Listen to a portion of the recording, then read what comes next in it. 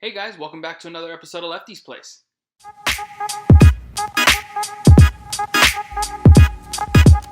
Yes, guys, it's finally here. The NBA is back. Finally, we get meaningful games. And on that note, if you haven't guessed it already, we're going to be talking about the Miami Heat and their chances to win an NBA championship this season.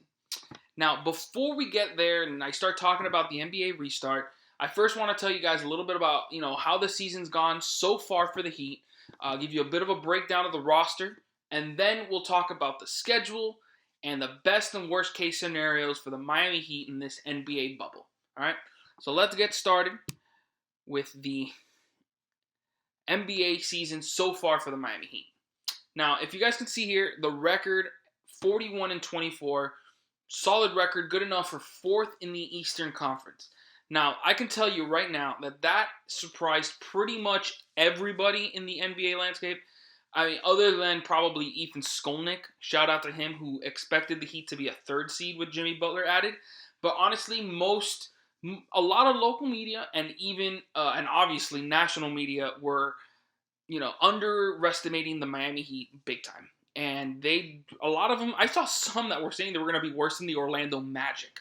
I mean, are you kidding me? The disrespect was real. But no, the Miami Heat came in, proved them wrong. Jimmy Butler showed that he could be the top guy on a team. Bam Adebayo's emergence, Duncan Robinson. I mean, come on. The list goes on and on. The Miami Heat are a threat, and now we're going to find out why as we talk about the roster. Starting with, who better to start with than Bam Adebayo? I mean, this guy is going to be one of the candidates for the most improved award up there with Luka Doncic and obviously Brandon Ingram, who now seems to be the favorite because he didn't reinvent himself. He's gotten better in every department, because everybody knew Bam Adebayo was going to be one of the best players in the Eastern Conference. People just saw that coming from him. Really? Come on. Bam Adebayo should win most improved this year. I'm still going to say it because he came from a bench player to an all-star.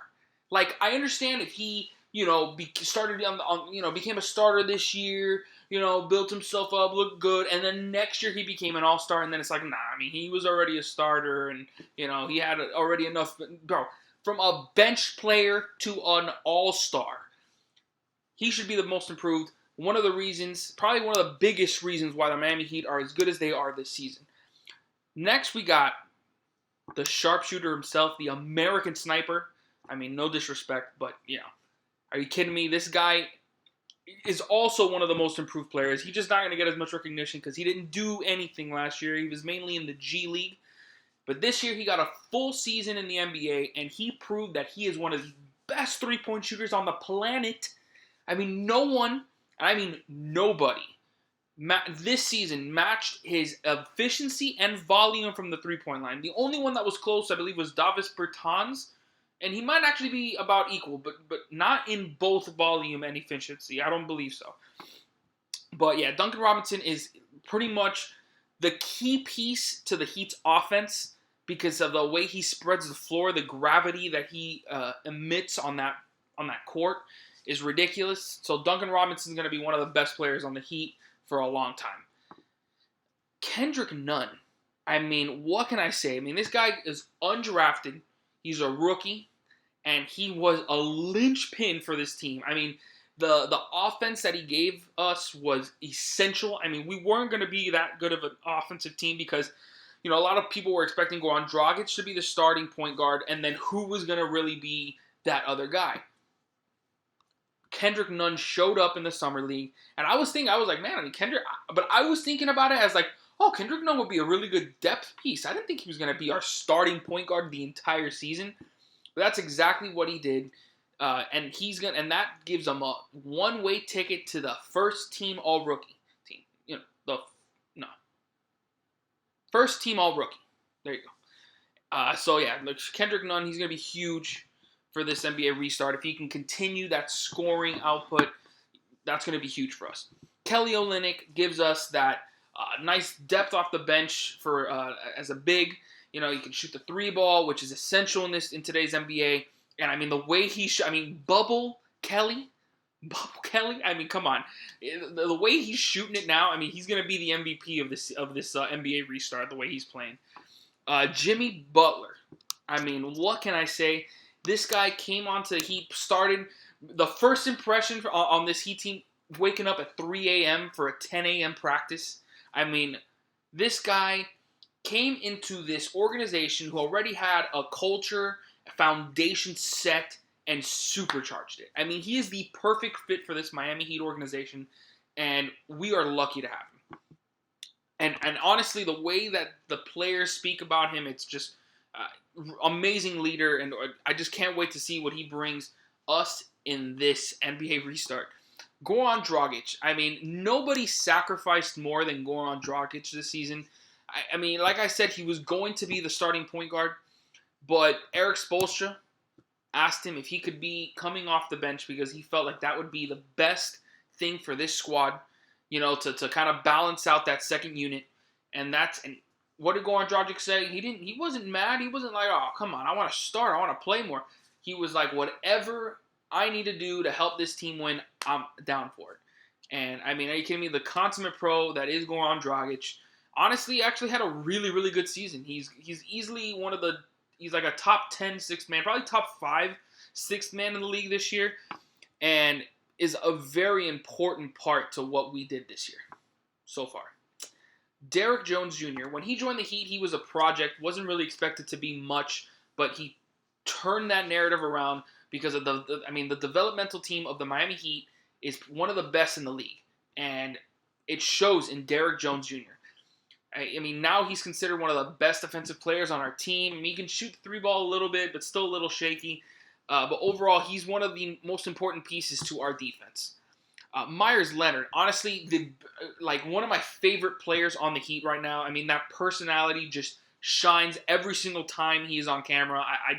I love this guy. I mean, and I follow him on Twitter because him and his wife, Ellie, are just like super funny to watch. And on the court, I mean, that's off the court. The guy's great.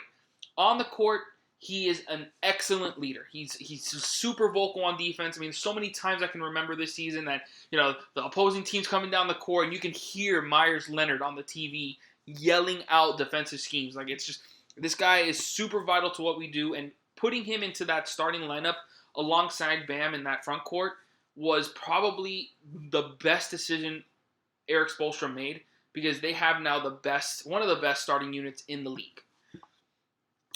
Tyler Hero. I mean, come on. Boy wonder. The confidence that this man has, it looks like he's like a fifth-year pro. I mean, but he's a rookie, and he's only 19. I can't wrap my head around that. I mean, I think he's 20 now.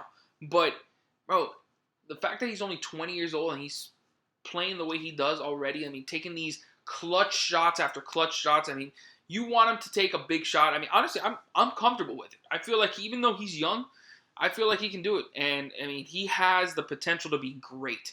I mean, when we drafted him, I actually did not know who he was, I'll be honest. So I looked him up. I didn't judge. You can check my Twitter. I didn't judge. I actually had a really solid comparison. I was like, look, I feel like this guy looks a lot like Devin Booker. And lo and behold, who's his favorite player? Devin Booker.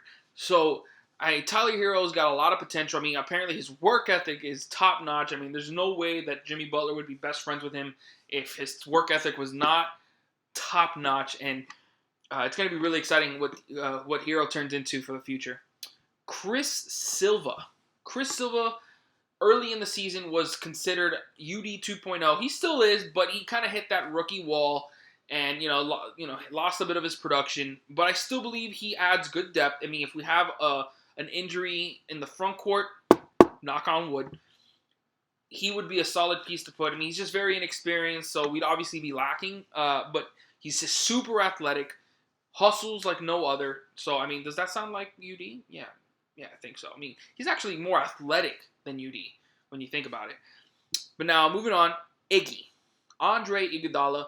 I mean, the veteran presence that this guy brings. I mean, he was the key piece.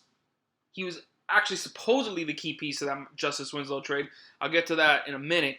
But I mean, the veteran presence he has, the championship experience after winning Finals MVP for the Warriors. He was a key piece of that Warriors, freaking championship runs for those years and that dynasty that they had. But I mean, the defense is obviously there. He's still got those hands. I mean, he's shown it. He just needs to hit that corner three. If he can hit the corner three, he's going to be there in those fourth quarter lineups. I mean, he probably still will, but yeah, that's going to be super important to what the Heat do in this new season. Jay Crowder, this guy was the key piece in that Justice Winslow trade. Nobody really expected it, but when I saw Jay Crowder come out, I was like, Jay Crowder's a really good player. I mean, they just tossed him in there.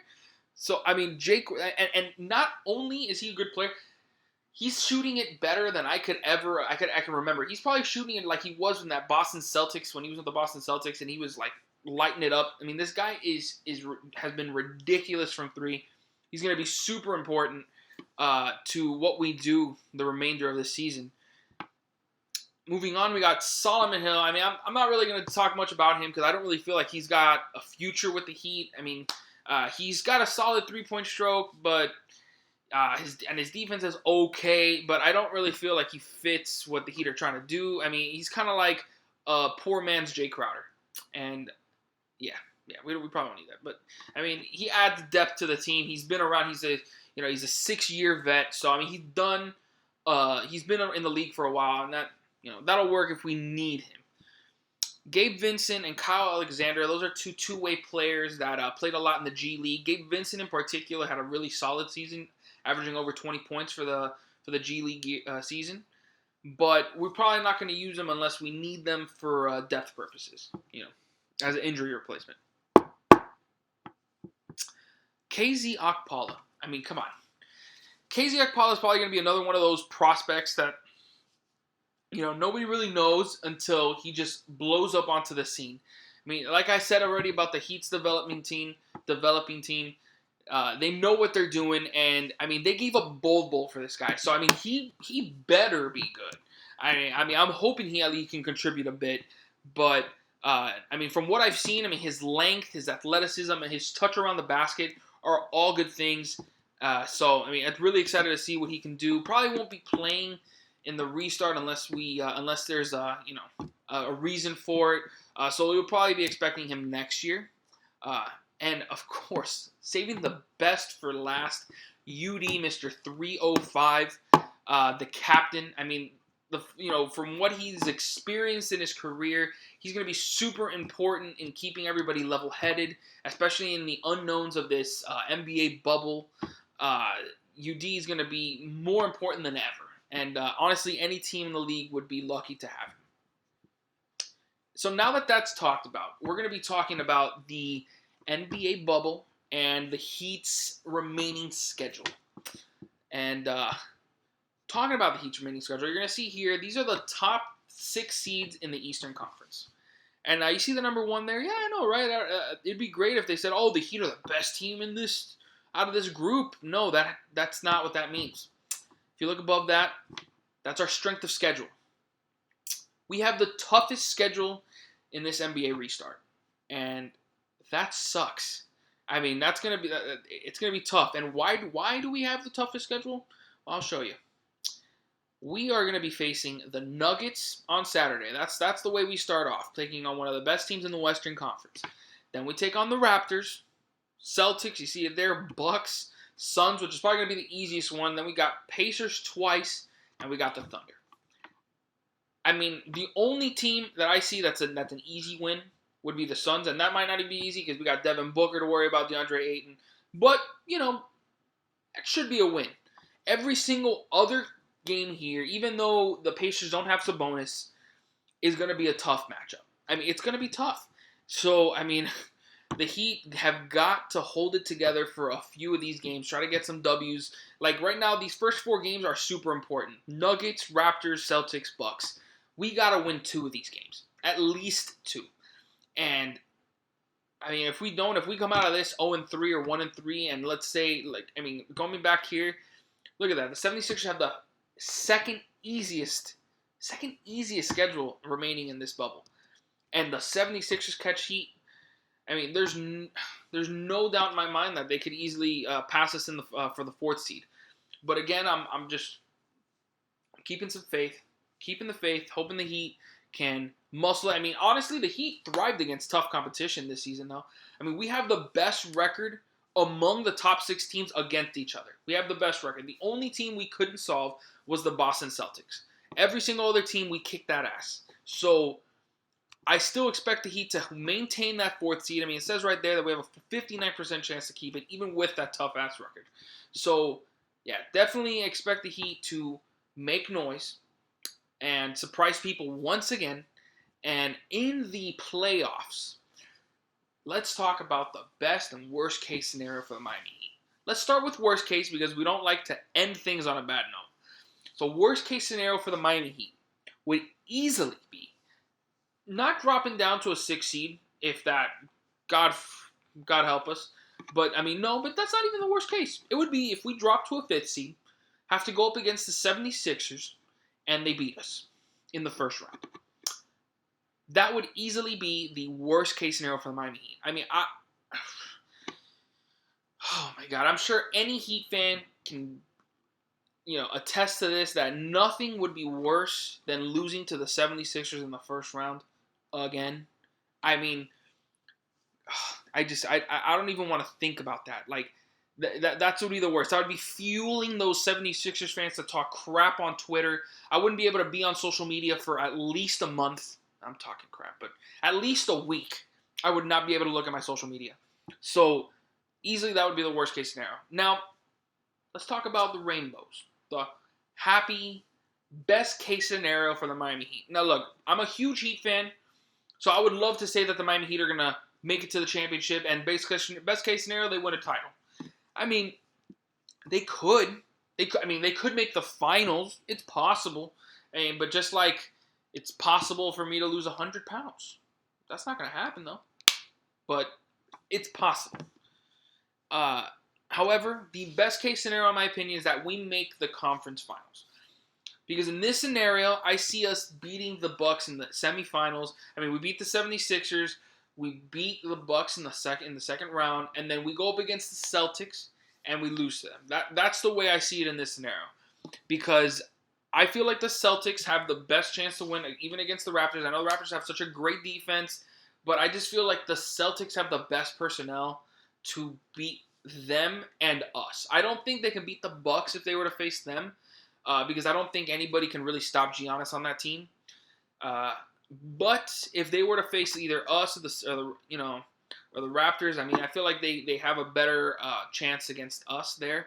So, but I mean, are you kidding me? For us to make the conference finals in a year like this, that people were expecting us to be worse than the Magic. I mean, some were even saying, like, they're not even going to make the playoffs. But, I mean, those were, butthurt fans that were mad that we got Jimmy Butler. But it would still be an unbelievable season. It would be one of the most surprising seasons in NBA, in Miami Heat history. And, I mean, I'm excited to see it. I know you guys are. So that's going to wrap up today's episode. I hope you guys enjoyed. If you liked the episode, please hit the like button. Make sure to subscribe for any future videos. And make sure to hit that notification bell for any future videos. Because it's coming, guys. I mean, I'm going to be talking about Miami Dolphins. I'm going to keep up Miami sports. Let's go. I hope you guys have a great day. And talk to you later.